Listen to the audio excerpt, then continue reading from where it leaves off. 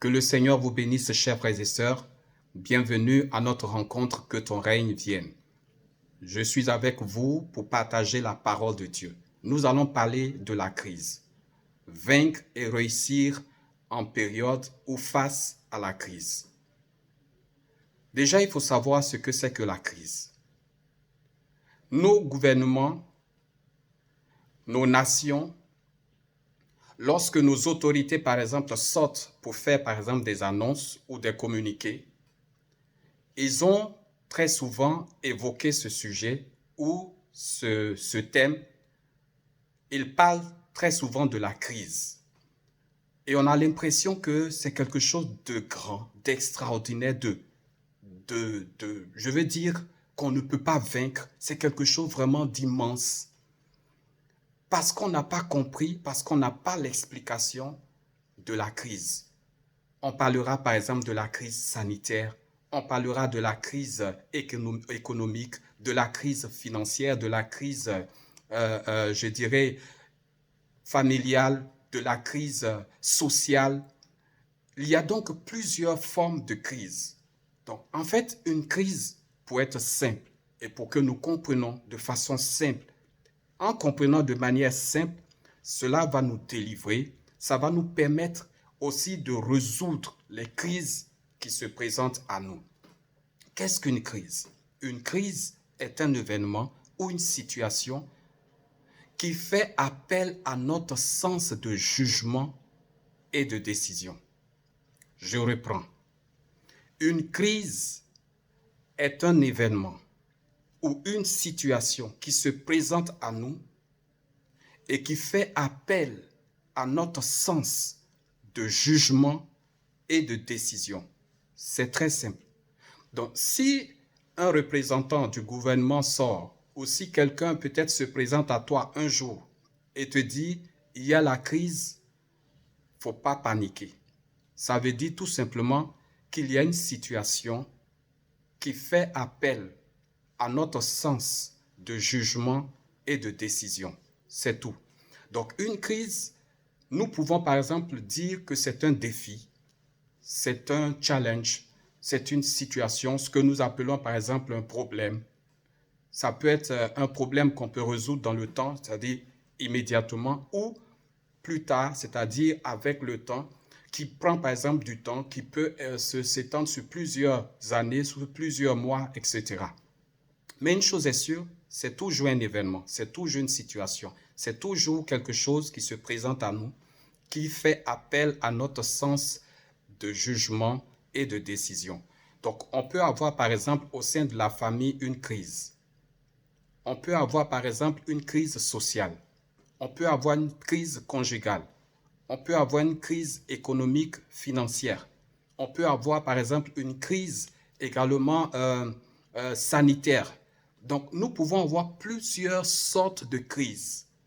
Mais toutes ces situations-là, en fait, toutes ces choses qui peuvent se présenter au niveau de la famille, au niveau de nos enfants, au niveau de notre travail, par exemple dans notre profession, au niveau de notre société, dans ce que nous entreprenons, nous pouvons avoir plusieurs situations comme ça qui peuvent se présenter à nous. Ce sont des défis, des problèmes, des choses qui arrivent dans notre vie et qui font appel à notre sens de jugement et de décision. Qu'est-ce qu'un jugement? Juger, en fait, c'est jauger. Jauger, c'est voir, en fait, en quelque sorte, le niveau par rapport à quelque chose fixé. Je prends un exemple. Je dis, je veux, par exemple, démarrer ma voiture. Mais avant de démarrer, je vais d'abord jauger le niveau de l'huile.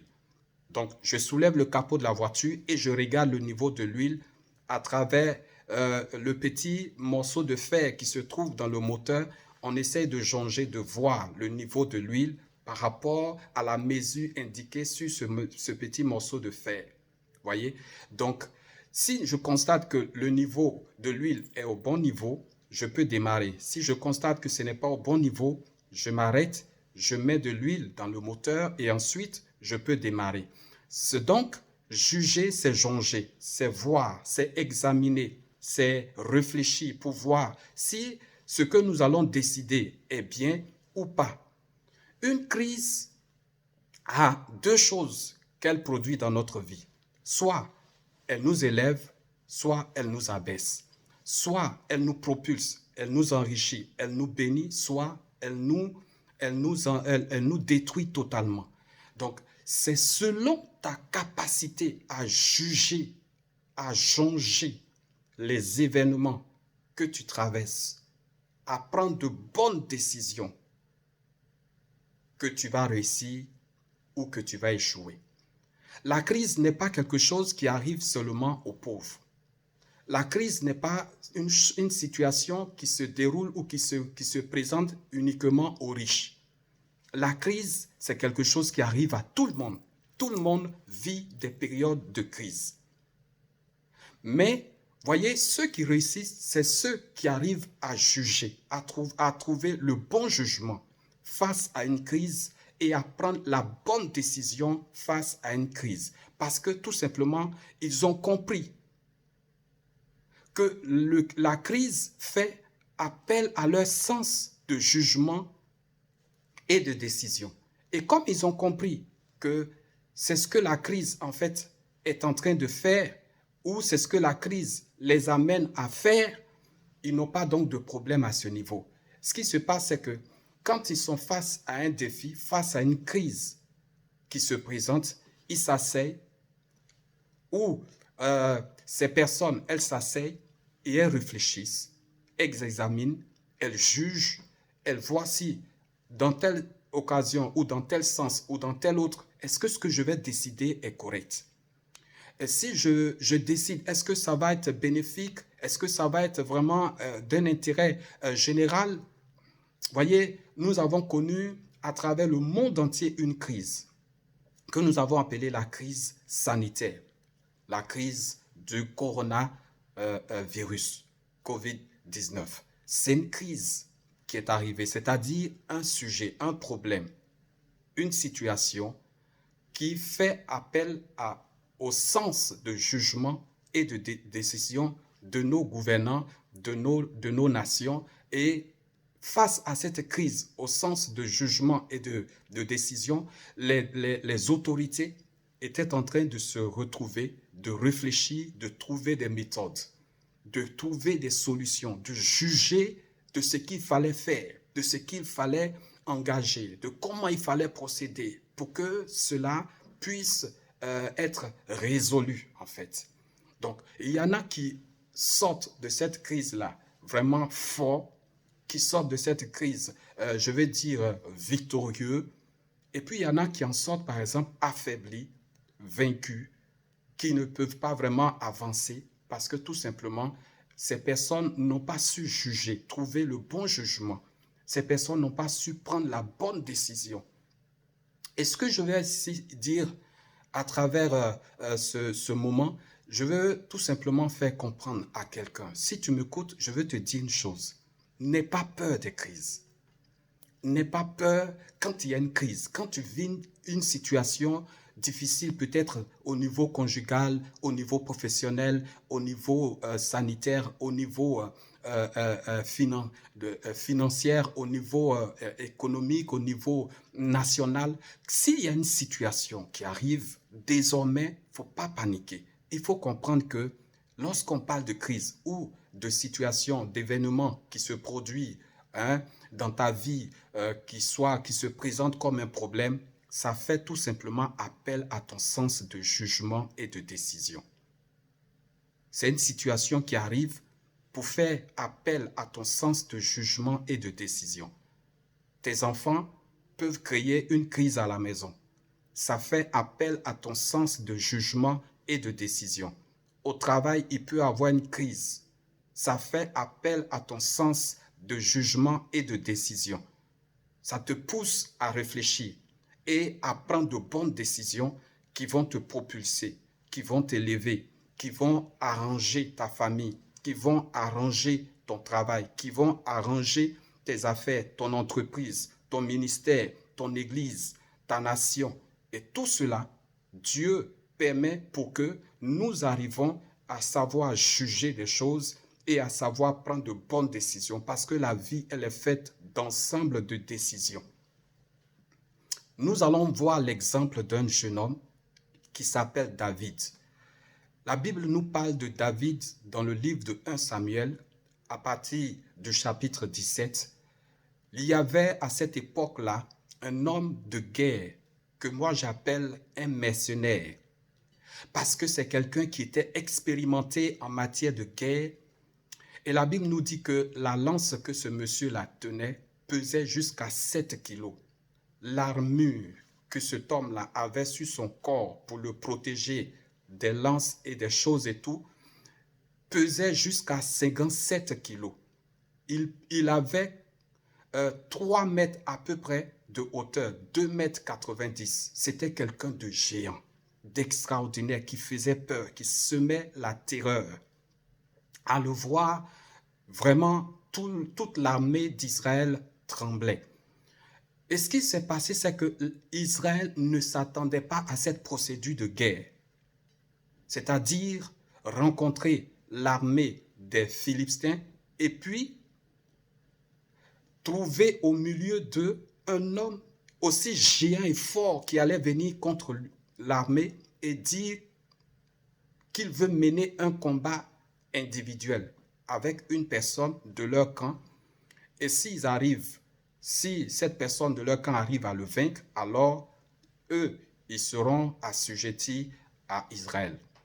Israël ne s'attendait pas à cette situation. Il y a des situations parfois qui peuvent arriver dans notre vie. Nous n'avons même pas pensé à cela. Nous n'avons pas calculé. Ce sont des crises. Ce sont des choses inhabituelles, des choses, des situations, des événements qui arrivent sans qu'on y ait pensé. On n'a pas voulu. Pour nous, notre calcul est que tout aille bien et que nous allons dans le bon sens. Mais la vie, elle est faite de crises, d'ensemble d'événements, parfois bonnes, parfois malheureuses, donc qui peuvent arriver. Et quand ce qui est malheureux arrive, que nous appelons la crise, il faut tout simplement que nous arrivons à juger, à jauger et à prendre de bonnes décisions. C'est ce qui va changer et qui va arrêter la crise. Une crise, comme je l'ai dit, elle peut t'élever ou te détruire.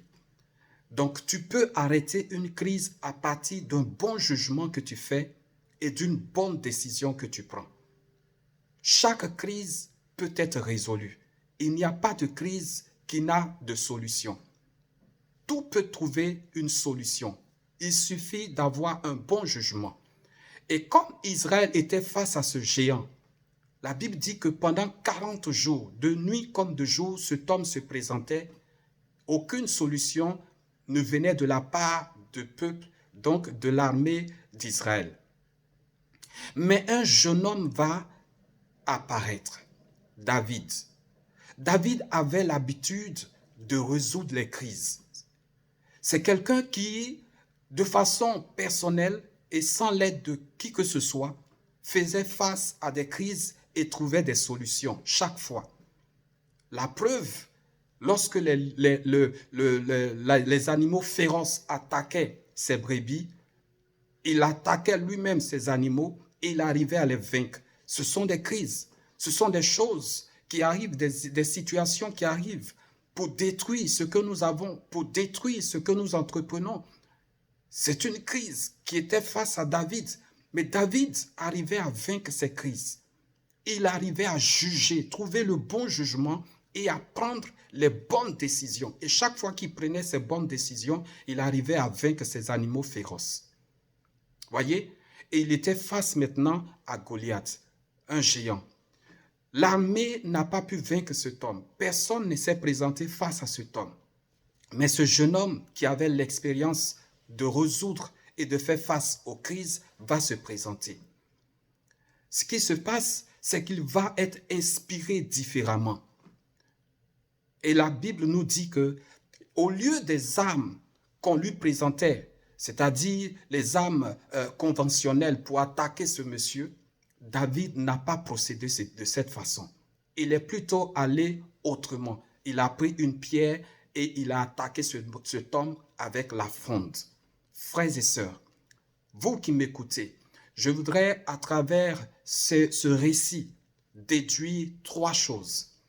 Comment nous pouvons vaincre les crises? Comment nous pouvons triompher? Comment nous pouvons gagner? Comment nous pouvons sortir victorieux de chaque crise que nous avons? 3 choses ne veut pas dire que ce sont ces 3 choses-là seulement qui suffisent, mais je vais en sortir ces 3 éléments-là pour le moment pour vous dire que si vous appliquez parfaitement, si vous appliquez cela, quelque chose d'extraordinaire va se produire face aux crises que vous connaissez actuellement. Tu peux traverser une crise, par exemple, sociale. Tu peux traverser une crise, par exemple, financière. Tu peux traverser actuellement une crise conjugale ou une crise même, je dirais, économique parce que tout simplement, ça ne va pas. Tu peux traverser une crise professionnelle parce que tu n'arrives pas à t'entendre, parce que tu n'arrives pas à vivre dans la situation, dans la communauté, au niveau professionnel. C'est difficile. Tu peux peut-être traverser une crise de chômage parce que tu es face au chômage et ça ne va pas. Tu peux traverser une crise même spirituelle où tu vois que ta vie spirituelle est totalement descendue. Tu n'as plus la force, tu n'as plus le courage de marcher avec Jésus. Tu vois que l'œuvre, le ministère auquel tu es appelé n'arrive pas à progresser, n'arrive pas à avancer. Tu peux traverser une crise au niveau de tes affaires. Tes activités n'avancent pas, tes affaires ne progressent pas, ne prospèrent pas. Il y a une chose, et la première des choses qu'il faut faire, c'est ne jamais se résigner. Jamais, jamais, face à une crise, vous devez vous résigner. Il ne faut jamais se résigner. C'est l'erreur qu'il ne faut pas commettre. Se résigner face à une crise. Se décourager, abandonner face à une crise. Il ne faut jamais le faire. Il faut barrer cela. Avec l'encre rouge, il faut barrer cela de ta vie. Jamais tu ne dois te résigner, jamais tu ne dois abandonner face à une crise. Quand il y a une crise, qu'elle soit conjugale, qu'elle soit sociale, qu'elle soit professionnelle, qu'elle soit financière, qu'elle soit, je veux dire, nationale, politique, qu'elle soit ministérielle, qu'elle soit également, voilà, de toutes sortes, quelle que soit la crise, il ne faut jamais abandonner. Jamais tu ne dois te résigner face à une crise. David a vu ce géant. David a vu et a traversé des crises. Mais David n'a jamais abandonné. Il ne s'est jamais retiré. Il n'a jamais renié. Il n'a jamais abandonné tout simplement face à une crise. Il est toujours resté courageux, toujours resté déterminé, toujours resté ferme face à une crise. Frères et sœurs, c'est ce qu'il faut. La première action à mener face à une crise, c'est d'être toujours courageux. Être courageux, ne jamais abandonner face à une crise. Quelle que soit la crise que tu traverses, n'abandonne pas. Quelle que soit la crise qui se présente à toi, elle n'appelle que tout simplement à ton sens de jugement et de décision. Il ne faut pas penser que c'est quelque chose d'extraordinaire qui va t'empêcher de dormir. Tu as un problème à la maison, tu as un problème au niveau du travail, tu as un problème au niveau financier, tu as un problème au niveau social, tu as un problème au niveau de ta santé, tu as un problème au niveau des relations avec tes enfants et autres, tu as un problème avec ton époux, avec ton épouse, tu as un problème peut-être au niveau professionnel. Tout cela, je veux dire que quand il y a une situation, une crise qui se présente, ça appelle tout simplement à ton sens de jugement et de décision. C'est une situation, c'est ce qu'on appelle crise, en fait. C'est tout. C'est pas compliqué. Il ne faut pas manquer de sommeil quand on dit crise. Il ne faut pas avoir peur quand tu entends crise. Ouf! Il ne faut pas penser que non, ça veut dire que le ciel va tomber sur nous et que la terre va se retourner. Non, non, non, non, non, non, non, non. Il faut enlever ça déjà de l'esprit. Quand on te dit qu'il y a une crise, ça te dit tout simplement, il faut tout simplement retourner cela pour dire, ah oui, on veut dire qu'il y a une situation là qui appelle à notre sens de jugement et de décision. C'est tout. Tu as une situation devant toi, tu t'assois tranquillement et tu dis, ah, je comprends, bon, cette situation, elle appelle, à mon sens, de jugement et de décision. Comment je vais juger la chose et quelle décision il faut prendre? Je reste donc dans mon coin, je prie, je regarde, j'observe, je réfléchis pour prendre un bon jugement, faire un bon jugement, faire un bon jugement de la situation. Et puis ensuite, un jugement parfois qui n'est pas, voilà, qui n'est pas, je vais dire, porté, parce qu'il y a des jugements parfois que nous faisons, parce que nous voulons nous venger, parce que nous voulons peut-être faire du tort à quelqu'un, ou parce que peut-être nous trouvons qu'en prenant ou en faisant ce jugement-là, voilà, nous avons que notre intérêt. Et très souvent, lorsque nous jugeons mal, nous prenons de mauvaises décisions.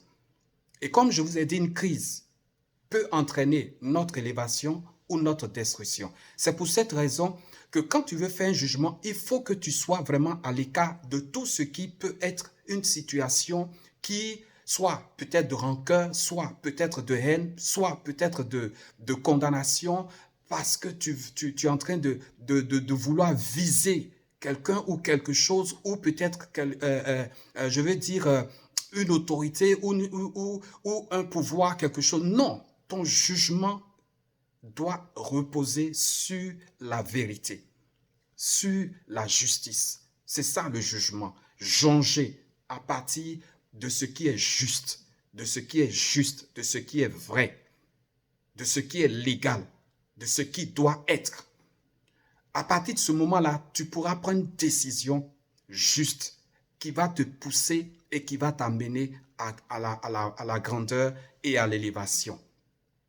C'est pourquoi la Bible dit que tout simplement, tout ce que vous faites, faites-le de bon cœur, comme pour le Seigneur et non pour les hommes. Parce que quand tu rentres dans le comportement des hommes, tu regardes l'attitude des hommes, tu risques de faire et de prendre, de décider de mauvaises choses, de faire un mauvais jugement et de prendre la mauvaise décision qui va te perdre.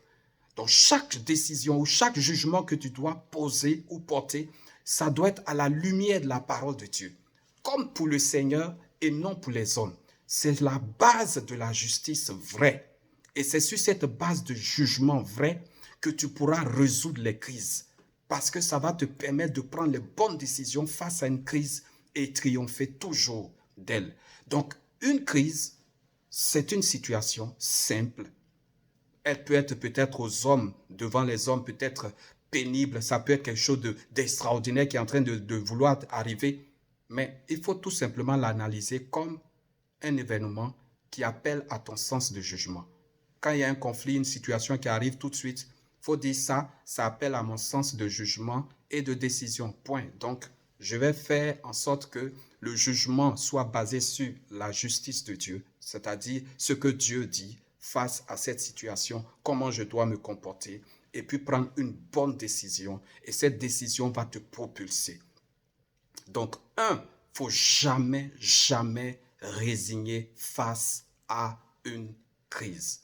Quelle que soit la crise, il faut être courageux, rester face à la crise. David n'a pas fui, David n'a pas eu peur. David ne s'est pas résigné face à Goliath, ni à l'ours, ni au lion qui attaquait ses brebis. David avait cette expérience de faire face aux crises. C'est pour cela, quand il est arrivé devant Goliath, il n'a pas eu peur, parce qu'il savait que la crise-là, cette situation faisait tout simplement appel à son sens de jugement et de décision qu'il avait déjà l'habitude de faire, d'essayer, de pratiquer. Voyez, frères et sœurs, et quand David est arrivé là, la deuxième chose qu'il faut faire lorsque tu es en face d'une crise, c'est ne jamais, jamais, je vais lire mon dossier, ne jamais, jamais, voilà, être déterminé, tout simplement. Être déterminé. Face à une crise, il faut être déterminé.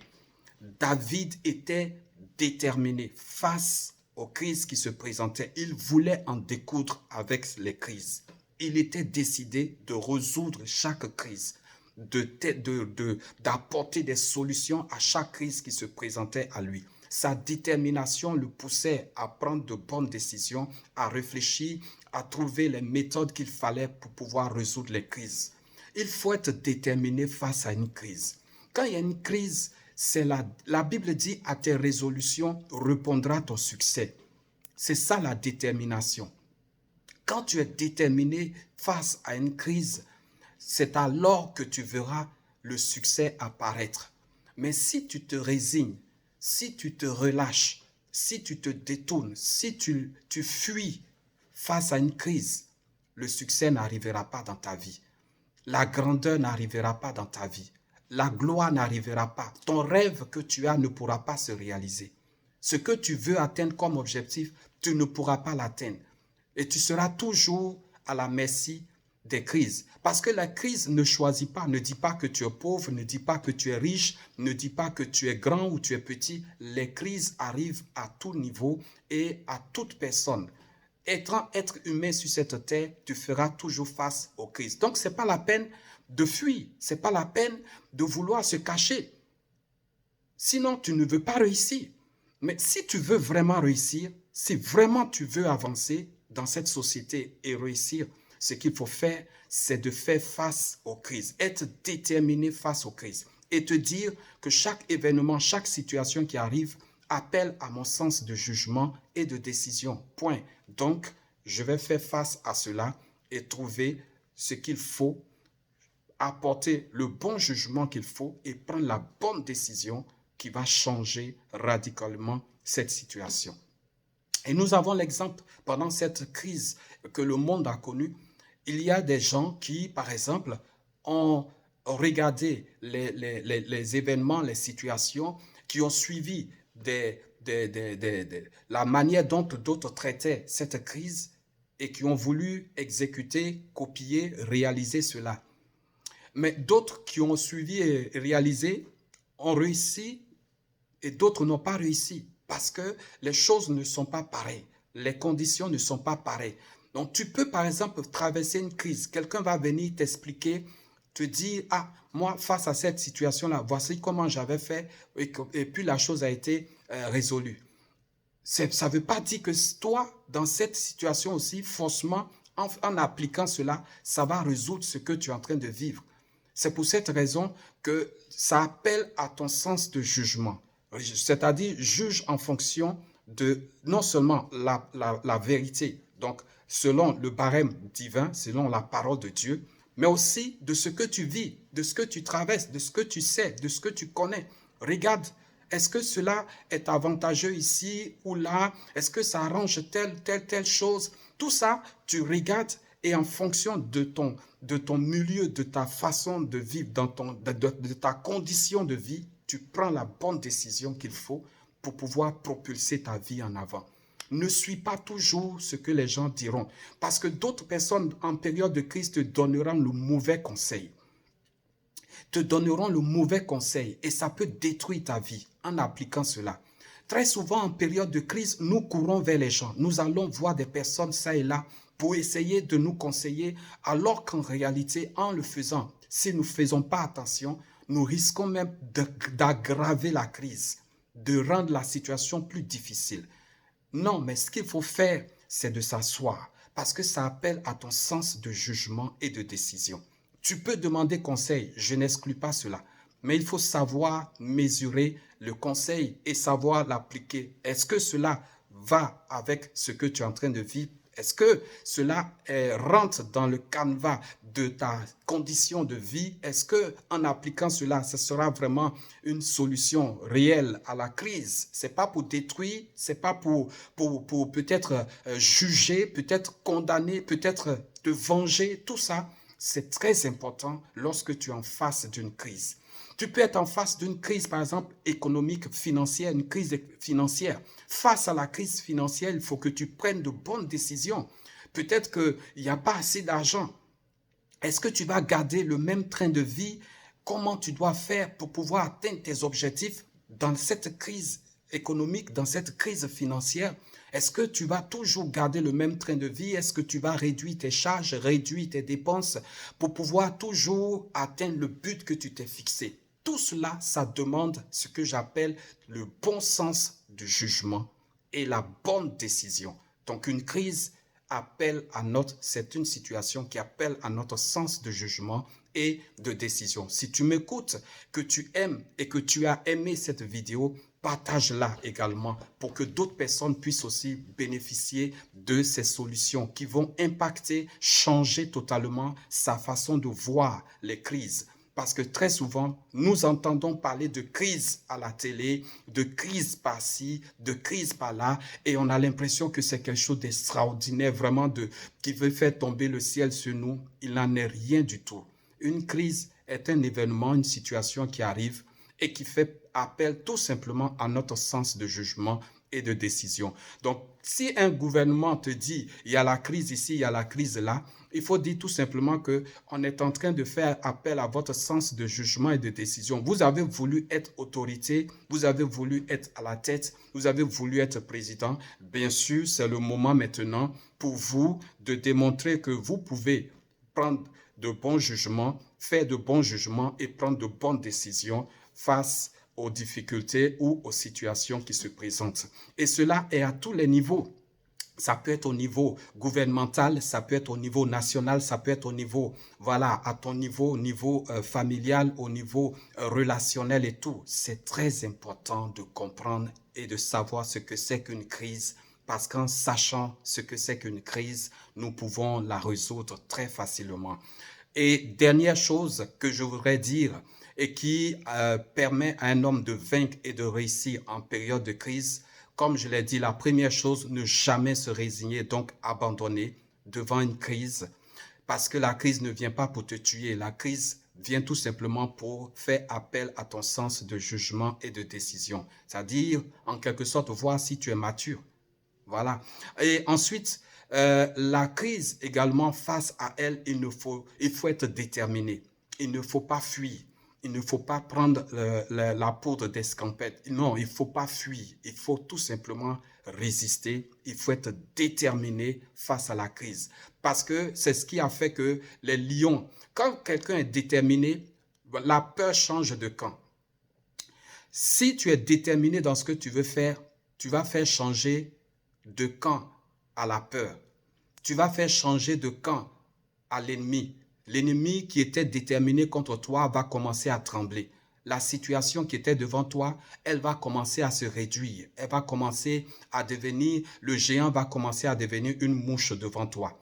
Ce qui était difficile, extraordinaire et qui peut-être a commencé à te faire créer des nuits blanches va commencer plutôt à à être détruit sous tes yeux comme ça. Ça va devenir quelque chose de rien du tout. Parce que tu es déterminé. Et la peur va changer de camp. La peur va changer de camp. Frères et sœurs, c'est très important. Dernière chose que je voudrais partager avec vous face à la crise, ce que vous devez faire, c'est de pouvoir changer de stratégie, savoir s'adapter. Voyez, David, quand les gens lui proposaient de prendre les armes de Saül pour aller faire la guerre face à ce géant Goliath, David a changé de stratégie. Ce qui s'est passé, c'est que c'était un homme fertile. David était très fertile. David ne comptait pas toujours sur la même méthode, sur les mêmes façons de faire des gens.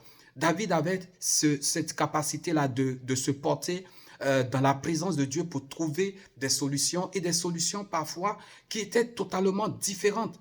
Quelquefois, il allait lui-même de façon frontale affronter la situation.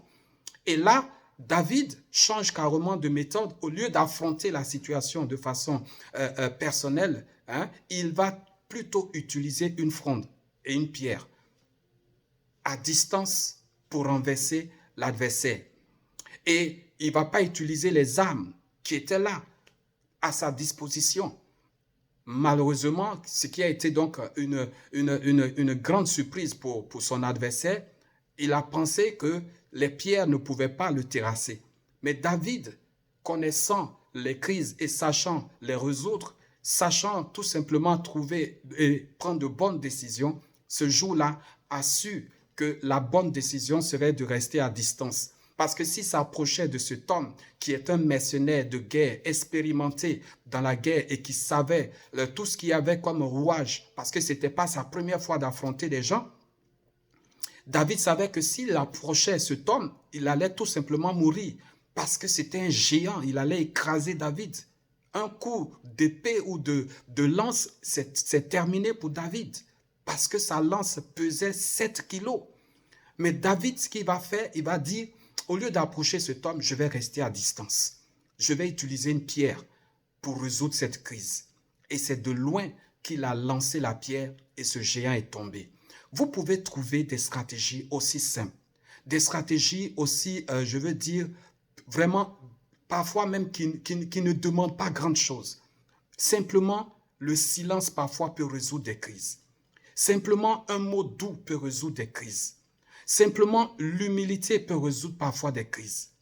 Parfois, certaines crises, parfois peuvent être résolues par des situations, des solutions aussi vraiment inattendues et inhabituelles.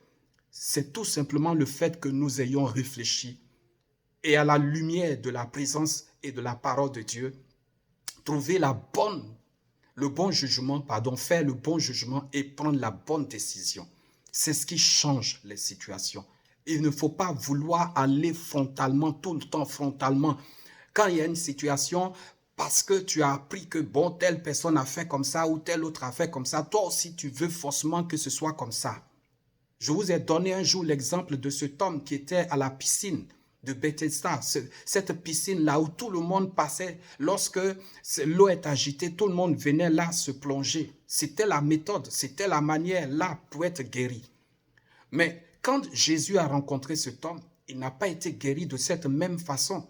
La Bible dit qu'il s'est levé, au lieu de plonger, il s'est levé directement là, de la place où il était, et il a commencé à marcher. Donc, face à une crise, les solutions divergent. Les solutions ne sont pas toujours les mêmes. Il faut simplement réfléchir. Et réfléchir de façon vraiment sage, de façon intelligible, de façon, je vais dire, sur la parole de Dieu, avec la présence de Dieu, tu vas trouver des solutions que toi-même tu n'avais pas imaginées. Dans la présence de Dieu, l'Esprit va te révéler des solutions extraordinaires. Je vous encourage, chers frères et sœurs, à savoir changer de stratégie face aux crises. Tu avais peut-être fixé des objectifs. Lorsqu'il y a une crise, tu peux changer de méthode. Tu peux trouver, face à la crise, la manière de faire pour que toujours ton but soit atteint, mais avec l'Esprit de Dieu qui te révèle des solutions inédites. Que Dieu vous bénisse. Merci de m'avoir suivi. J'espère que cette vidéo vous a fait du bien et j'espère que vous allez résoudre toutes les crises qui sont face à vous. Simplement, sachez que chaque crise que vous traversez fait appel tout simplement à votre sens de jugement et de décision. Asseyez-vous, réfléchissez, trouvez et faites le bon jugement et vous prendrez de bonnes décisions qui vont changer totalement la chose. La crise prendra fin parce que vous aurez fait un bon jugement et parce que vous aurez pris une bonne décision. Ce qui met fin à la crise, c'est un bon jugement et une bonne décision. Ce qui permet de réussir et de triompher, ce qui permet de vaincre face à la crise, c'est un bon jugement et une bonne décision. Parce qu'en réalité, la crise n'est qu'une situation qui fait appel à notre sens de jugement et de décision. Que la grâce de Dieu repose sur vous. Je vous encourage et je vous appelle à ne jamais abandonner, ne jamais résigner face à une crise. Je vous encourage et je vous appelle à être déterminé face à une crise. Je vous appelle et je vous encourage à réfléchir, à trouver des stratégies diverses face à une crise pour toujours atteindre vos objectifs. Sachez qu'elle ne fait qu'appel à votre sens de jugement et de décision. Soyez bénis encore et richement bénis. Je vais donc prier pour vous, pour tous ceux, celles qui n'ont pas encore connu Jésus. Je vous encourage à donner votre vie à Jésus. Si vous me recevez, donnez votre vie à Jésus. Et comment? Vous allez me dire, c'est simple, répétez cette prière après moi. Jésus-Christ est là, il entrera dans votre vie, il vous donnera les solutions et le bon jugement face aux crises que vous traversez et les solutions apparaîtront. Aussi, vous prendrez de bonnes décisions pour votre vie. Et aujourd'hui même, alors que vous m'entendez, cette décision de marcher avec Jésus est la meilleure décision, est la très bonne décision que vous venez de prendre. Et elle va changer aussi votre vie. Des crises et de nombreuses crises dans votre vie vont s'arrêter à cause de la décision que vous aurez prise maintenant. Alors, répétez après moi, Seigneur Jésus, je reconnais que tu es mon sauveur, tu es mon Seigneur et que tu es mort pour mes péchés, pour me justifier, pour me pardonner, pour me sauver.